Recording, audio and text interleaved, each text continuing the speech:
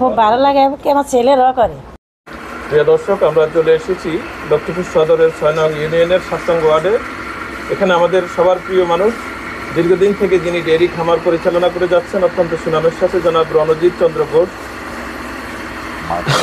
যেটি মা dairy farm নামে পরিচিত। আমরা আজকে চলে এসেছি দাদার খামারে। এসে দেখতে পাচ্ছি দাদা খামারের গাভী নিয়ে পরিচর্যায় ব্যস্ত আছেন। আমরা কথা বলবো আমাদের সবার প্রিয় জনাব রণজিৎ দাদার সাথে। আদব দাদা, নমস্কার। কেমন আছেন আপনি? ভালো। দাদা, কতদিন থেকে আপনি এই খামারটি পরিচালনা করে যাচ্ছেন? প্রায় 25 বছর। গত 25 বছর যাবত আপনার এই খামারটি পরিচালনা। আগে একটু ছোট ছিল আর এখন আস্তে আস্তে একটু বড়। শুরুতে কেমন দাদা, কয়টি গরু নিয়ে আপনি এর পদযাত্রা শুরু করেছিলেন? শুরুতে একটি গরু। একটি গরু নিয়ে। এটি কি তখন শখের বর্ষে না বাণিজ্যিক আকারে করার খেয়াল ছিল তখন আপনার? শখের বয়সে বাণিজ্যিক আকারে থেকে খেয়াল ছিল আর কি। যাক, আলহামদুলিল্লাহ। আসলে এই দীর্ঘদিন আপনি তো অনেক অভিজ্ঞ একজন মানুষ, আপনার কাছ থেকে তো তাহলে অত্র এলাকাতে অনেক খামারিরা এসে উৎসাহিত হয়ে আপনার পরামর্শ নিয়ে খামার করেছে। এইটাই আমি প্রথমতই ক্রস ফিজিয়াম গরুগুলো আমি এই এলাকাতে আপনি শুরু করেন। হ্যাঁ, আমরা আনছিলাম। এই থেকে আস্তে আস্তে অনেকেই এখন এটা। আজকে তো দেখতেছি, আমরা এসে তো একেবারে মনটা ভরে গেল আপনার খামার দেখে। অত্যন্ত সুন্দর, এবং আপনি যে একজন দক্ষ খামারি সেটি আপনার খামারের পরিবেশ এবং আপনাকে দেখেই বোঝা যাচ্ছেন। এবং অত্যন্ত সুন্দর এবং পরিপাটি, খুব পরিচ্ছন্ন পরিবেশে আপনি খামারটি পরিচালনা করে যাচ্ছেন। এলাকার অনেক তরুণরা আছে এই ধরনের খামার করতে চায়, তারা আসলে কি আপনি তাদেরকে পরামর্শ দেন? অবশ্যই দিই। খামার করে। আমি দিদি আপনার কাছেও আসবো ইনশাআল্লাহ। বদি, আমি দাদার কাছ থেকে পরিশেষ যেটি জানতে চাই, দাদা আমাদের এই আপনাদের মতো উদ্যোক্তারা যারা রাষ্ট্র থেকে যোগান দিচ্ছেন, পানি সম্পদ অফিস থেকে কি ধরনের সহায়তা পেয়ে থাকেন দাদা? না, তেমন কিছুই পাইনি। তেমন কিছুই পান না? আপনারা কি যোগাযোগ করেন? করি, কিন্তু আপনাদের কাঙ্ক্ষিতভাবে সেরকম কোনো সাড়া দিচ্ছে না? না, কিছু পাইনি। আপনাদের উৎপাদিত দুধগুলো দাদা কি করেন আপনারা? এগুলো আমরা ওই জকসিন চা দোকানে দিই, পোস্টা মিষ্টি দোকানে দিই। খাদ্যের যে দাম ইতিমধ্যে আমরা দেখতে পাচ্ছি, সেই হারে তো দুধের দাম বৃদ্ধি পায়নি না। সেই ক্ষেত্রে তো আপনাদের আসলে দুধের দাম, সরকার যদি এটা প্রয়োজনীয় ব্যবস্থা করতেন, আপনার মিল্ক বিডের মাধ্যমে তারা দুধ সংগ্রহ করে, যেটা আপনার খামারিদেরকে ন্যায্য মূল্য দেয় না, যার কারণে খামারিদের জন্য সুযোগ থাকার সত্ত্বেও খামারিরা ন্যায্য মূল্য না পাওয়া খামারিরা অন্যত্র দিতে হয়, আর অন্যত্র দিতে গিয়ে খামারিদেরকে নানা রকম বিড়ম্বনা করে। আমাদের অনেক প্রবাসীরা আছে আপনাদের মতো এই ধরনের খামার করতে আগ্রহ। সেই ক্ষেত্রে তারা যদি প্রবাস থেকে যোগাযোগ করে আপনাদের সাথে, যে তাদেরকে খামার বাছুর দিয়ে, গাভী দিয়ে একটা খামার সেট করে যদি তারা প্রস্তাব দেয়, সেই ক্ষেত্রে কি আপনি তাদেরকে এই ধরনের সহযোগিতা করবেন? অবশ্যই করব। আপনার দেওয়া নাম্বার এবং আপনার ঠিকানাটা তাদের উদ্দেশ্যে যদি বলতেন। আমার নাম্বার, আপনার নাম, ঠিকানা, নাম্বার। বুঝছি স্যার। আমার নাম রণজিৎ চন্দ্র ঘোষ, গ্রাম বাঙ্গাখা, 6 নং ইউনিয়ন, পোস্ট জকসিন বাজার, থানা লক্ষ্মীপুর। আপনার মোবাইল নাম্বারটা? 0172679104। দর্শক, আমার জনাব রণজিৎ চন্দ্র ঘোষ, তিনি ইতিমধ্যে বিভিন্ন বিষয়ের আলোকে আমরা ডিপিসি টেলিভিশন কথা বলেছি আমাদের সবার প্রিয় এই খামারি ভাইয়ের সাথে। তিনি আশ্বস্ত করেছেন প্রবাস থেকে যে সকল ভাই এবং বন্ধুরা এই ধরনের ডেয়ারি খামার করে নিজেদেরকে উদ্যোক্তা হিসেবে জানান দিতে চান, তাদের উদ্দেশ্যে পাশাপাশি আমাদের দেশের তরুণ সমাজ যারা আজকে এই ধরনের খামার করতে আগ্রহী, তাদের উদ্দেশ্যে তিনি যে বার্তা দিয়েছেন যে তারা যদি এই ধরনের কেউ খামার করেন, তাদেরকে তিনি কিছু পরামর্শ দিবেন এবং গাভী বাছুর সংগ্রহ করে দিবেন, সেই ধরনের প্রতিশ্রুতি তিনি তাদের উদ্দেশ্যে দিয়েছেন। আমরা জনাব রণজিৎ চন্দ্র ঘোষ দাদাকে আমরা অত্যন্ত ধন্যবাদ জানাচ্ছি, আন্তরিকভাবে অভিনন্দন জানাচ্ছি তিনার এই উদার মানসিকতার জন্য। আমরা যদি এখন আপনার পাশে যিনি দাঁড়িয়ে আছেন, ইনি আপনার সম্ভবত মিসেস, আমরা একটু কি কথা বলবো ওনার সাথে? বলেন একটু প্লিজ, তাহলে মাইক্রোফোনটা তিনাকে দেন। বদি, আদব। নমস্কার স্যার, ভালো আছেন?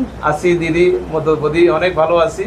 আসলে আপনি সহযোগী হয়ে দাদাকে খামার করতে অনেক উৎসাহ জুগিয়েছেন, আর আজকে আমরা এসেও দেখতে পেলাম যে আপনি খামার পরিচর্যা নিজেকে ব্যস্ত রেখেছেন।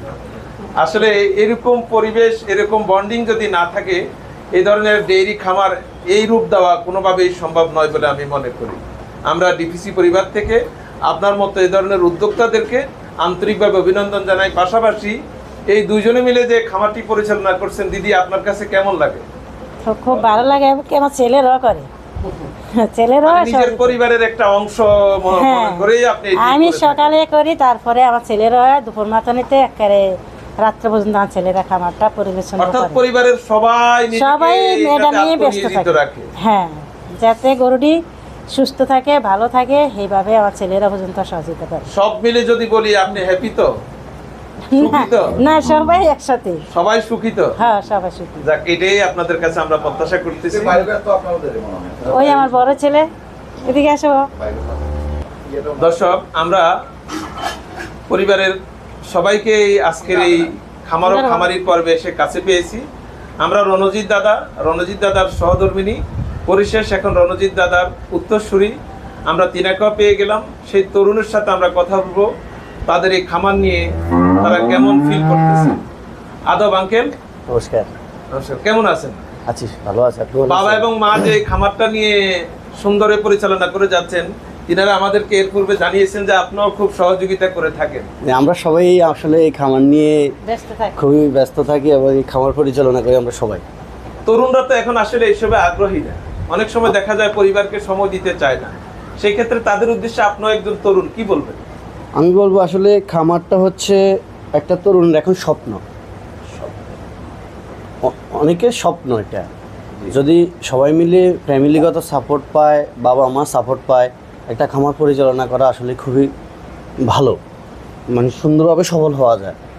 আমরাও চেষ্টা করতেছি। আসলে আমার মা বাবা আমার পাশে আছে, আমার দুই ভাই আমার পাশে আছে, একটা ভাই আমার বাইরে থাকে, আমার ছোট ভাইও আমার পাশে আছে। এই আমরা চারজন মিলে এখন আপাতত এই খামারটা পরিচালনা করতেছি। তরুণরা যারা অলস সময় পার করতেছে, পরিবারকে সময় দেয় না, আপনি তরুণ হিসেবে তাদের উদ্দেশ্যে কি বলবেন? আসলে তাদের উদ্দেশ্যে একটাই বলা যে চাকরির পিছনে না ঘুরে, এত টাকা ইনভেস্ট না করে আসলে একটা খামার পরিচালনা করা, উদ্যোক্তা হওয়াটাই ভালো। আসলে আমিও কিন্তু একজন গ্র্যাজুয়েট করা ছেলে, ঠিক আছে। আমি কিন্তু ওই যে 3 মাস চাকরি করছিলাম, কিন্তু আসলে আমার তেমন একটা অন্যের অধীনে ভালো লাগে না। এই জন্য আসলে আমি ওই খামার নিয়ে এখন আসি, ব্যবসা বাণিজ্য নিয়ে আসি। বাবার পাশাপাশি মায়ের সাপোর্ট আছে, বাবার সাপোর্ট আছে আমার। সম্মানিত দর্শক, জনাব রণজিৎ দার যোগ্য উত্তরসূরি, যিনি গ্র্যাজুয়েশন সম্পন্ন করে আমাদেরকে যেমনটি তিনি জানিয়েছেন যে আসলে পরনির্ভর হয়ে তিনি জীবনযাপন করতে চাচ্ছেন না।